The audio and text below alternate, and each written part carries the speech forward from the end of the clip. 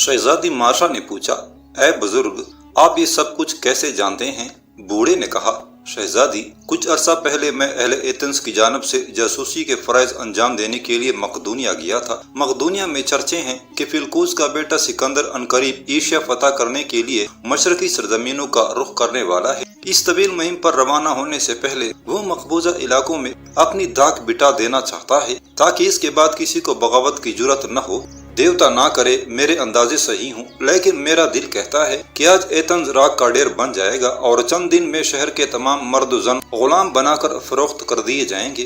बूढ़े की आवाज दर्दो करब में डूबी हुई थी। अपने शहर की बर्बादी के तस्वर ने उसकी आखिरी सांसें महाल कर दी थी। वो हसरत ज़दा आवाज में बोला, काश हमारे पेशवाओं ने उस वक्त फिलकोस के बेटे को ललकारने की हिमाकत न की होती। यकायक करीबी जंगल में घोड़ों की बेशुमार टापें गूंजने लगी। बूढ़े ने टूटती सांसों के साथ कहा, शहजादी हुजूर, यहाँ से चली जाइए, अपनी जान बचा लीजिए, वो आप ही को ढूंढ रहे होंगे।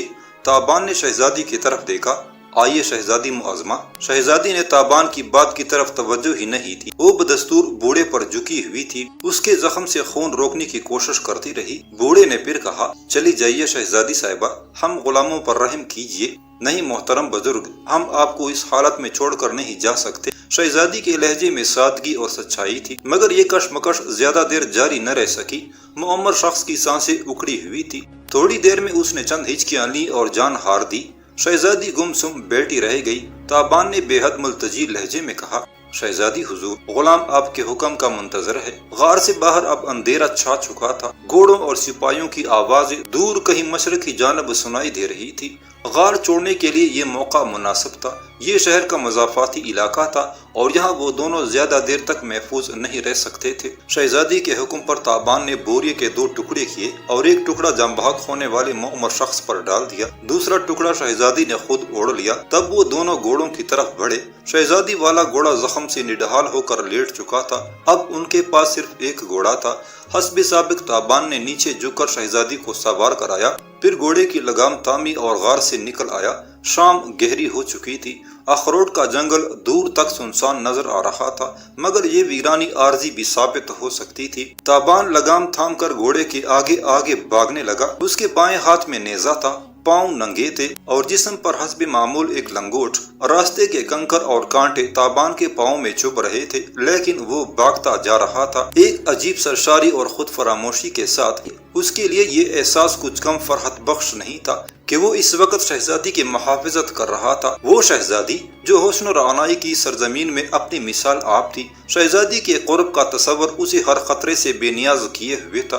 तारीक जंगल में भागते भागते ताबान ने अपने दिल को टटोला। शहजादी उसके लिए मोहतरम थी, लेकिन क्या वो सिर्फ इसलिए अपनी जान खतरे में डाल रहा था कि वो शहजादी का एहतराम करता था?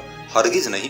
फिर वो कौन सा जज्बा था जो उसे इस पुरखतर जंगल में कुशां ले जा रहा था? उसका सीधा, सच्चा और बेलाग जवाब ये था कि शहजादी एक औरत थी। वो औरत जिसके पेकर में कर्नों से नस्ल दर नस्ल सफर करने वाला हुस्न यकजा हो गया था। वो इस हुस्न को देखना चाहता था, इससे अपने दिल को सैराब और रूह को आबाद करना चाहता था। वो ये भी जानता था कि ये सब कुछ नामुमकिन है। इसी तरह जिस तरह सूरज का मगरब से तुलू होना, फिर भी वो अपनी तमन्ना पर पहरे नहीं बिठा सकता था।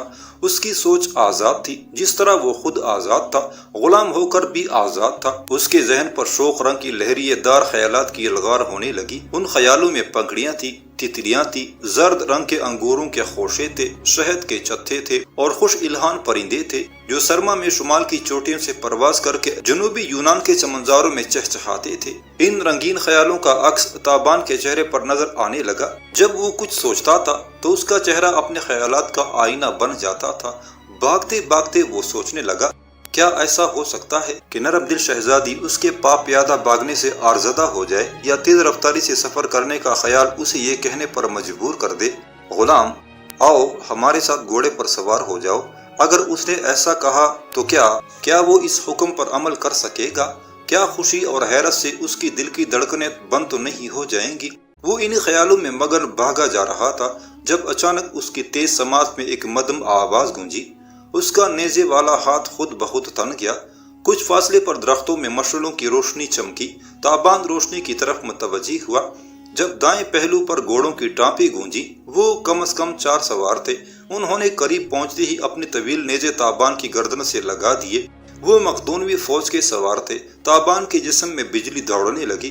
اس سے پیشتر کے مقدونوی سواروں میں سے کوئی اپنی زبان کھولتا تابان نیچے جھکا اور اس کا نیزہ ایک سوار کی ڈال سے پھسلتا ہوا اس کے پیٹ میں گھس گیا۔ سوار کرمناک چیخ کے ساتھ زمین پر گرا اور اس کے ساتھ ہی 3 سواروں اور تابان میں خوفناک لڑائی چھڑ گئی۔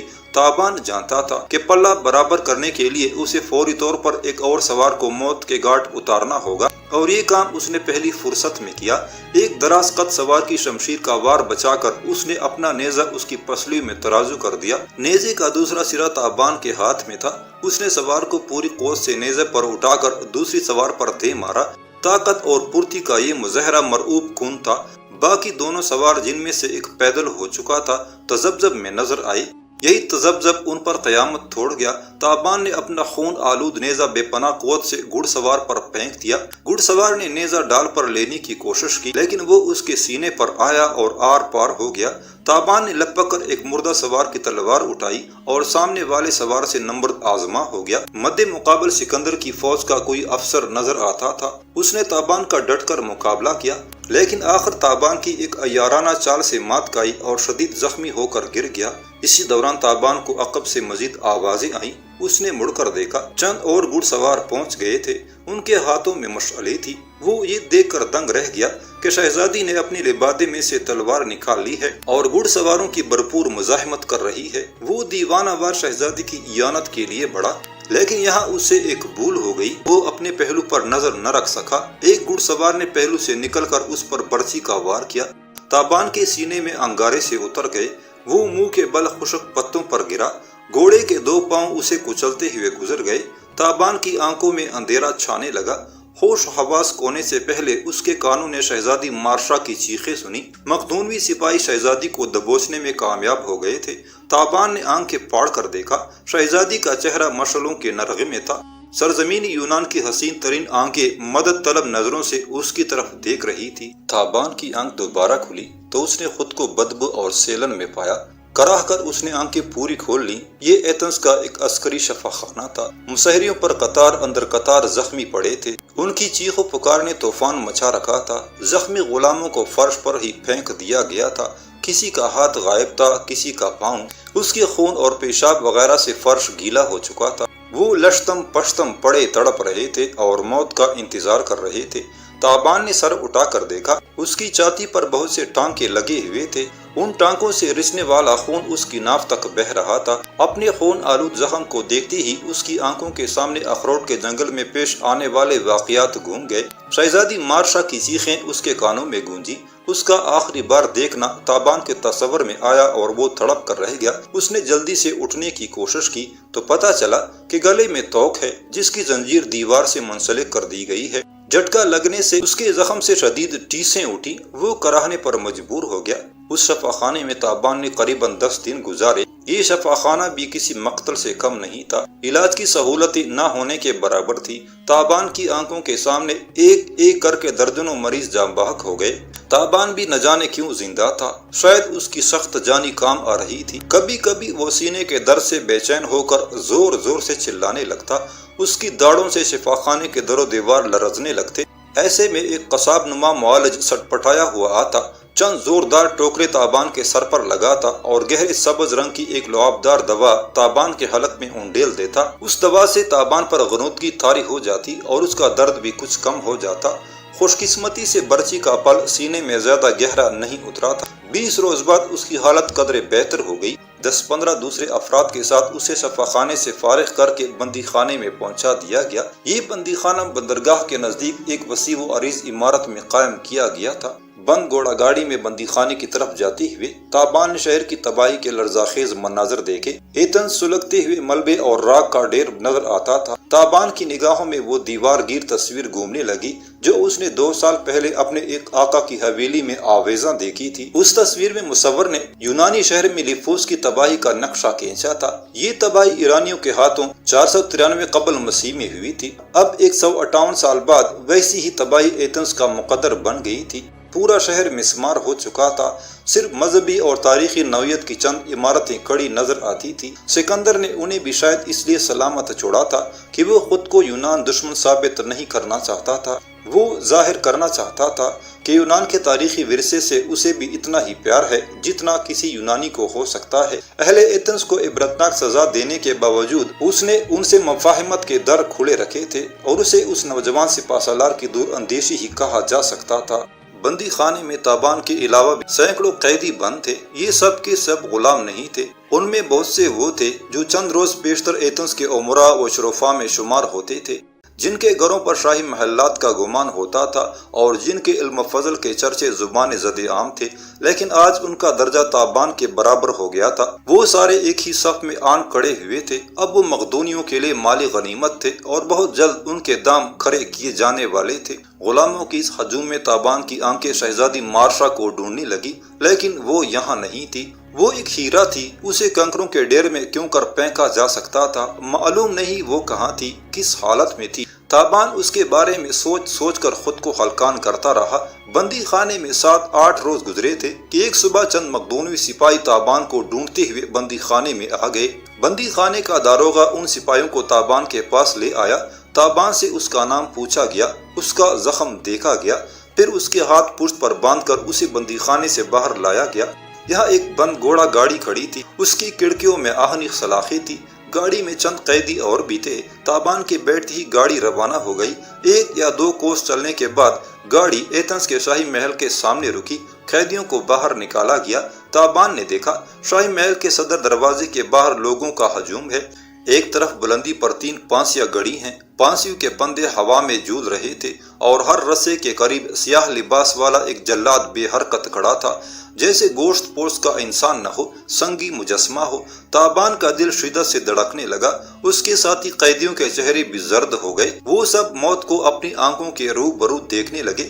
مقدونی سپاہیوں نے انہیں گلے کی زنجیروں سے کھینچ کھینچ کر گھوڑا گاڑی سے نیچے اتارا۔ تماشائیوں کے 2 رویا ہجوم سے گزر کر وہ ایک چبوترے کے سامنے پہنچے۔ اس قالین پوش چبوترے پر چند طلائی اور نقرئی کرسیاں رکھی تھی۔ ان کرسیوں پر مقدونی سالار بیٹھے تھے۔ درمیان کی بڑی کرسی پر گنگریالے بالوں والا ایک وجیب باوقار نوجوان برا جمان تھا۔ تابان دیکھتی ہی سمجھ گیا کہ یہی سکندر ہے۔ سکندر کے شانے چوڑے، پیشانی روشن اور آنکھیں تیز تھی۔ وہ اپنے سر کو تھوڑا سا ایک طرف جھکا کر بیٹھا ہوا تھا۔ اس کی عمر 20 سال کے قریب تھی۔ دیکھنے والے کو اس کی شخصیت مرعوب کرتی تھی۔ تابان دوسرے غلاموں کے ساتھ اپنے ڈھیلے ڈالے انداز میں چلتا ہوا سکندر کے سامنے جا کھڑا ہوا۔ مسلح سپاہی اس کے عقب میں تھے۔ سکندر اپنے ایک مصاحب سے بات کر رہا تھا۔ چبوترے کی دائیں جانب ایک خوششکل خاتون اپنے 2 بچوں کے ساتھ کھڑی تھی۔ خاتون کے پیچھے 2 نیزہ بردار سپاہی تھے۔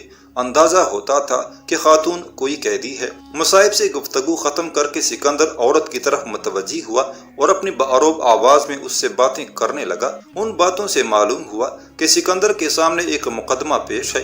خوبرو عورت شہر کی خوشحال گھرانے سے تعلق رکھتی ہے۔ جس روز شہر فتح ہوا، مقدونوی فوج کا ایک کماندار عورت کے مکان میں گھس آیا۔ اس نے عورت کو بچوں سے جدا کر کے اس کی بے حرمتی کی، پھر اس تلاش میں لگ گیا کہ گھر کا مال و دولت کہاں چھپایا گیا ہے۔ عورت نے اسے بتایا کہ ان کے ہیرے جواہرات باغ کے کنویں میں ہیں۔ وہ عورت کو ساتھ لے کر کنویں پر پہنچا تو عورت نے اسے کنویں میں دھکیل دیا اور اس سے پہلے کہ کوئی اس کی مدد کو پہنچتا، اسے پتھر مار مار کر ہلاک کر دیا۔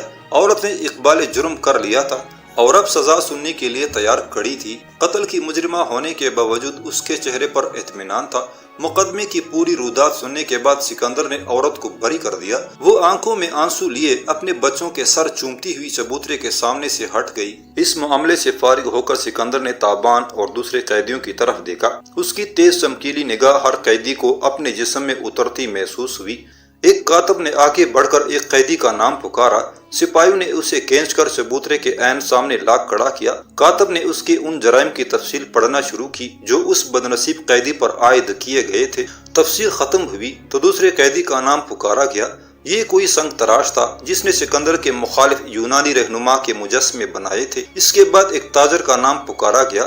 اس نے سکندر کے خلاف ہتھیار جمع کرنے کی مہم میں بڑھ چڑھ کر حصہ لیا تھا اور ہتھیاروں کے لیے خطیر رقم فراہم کی تھی۔ اس کے بعد سکندر کے خلاف شعلہ بیانی کرنے والے ایک مقرر پر فرد جرم عائد کی گئی۔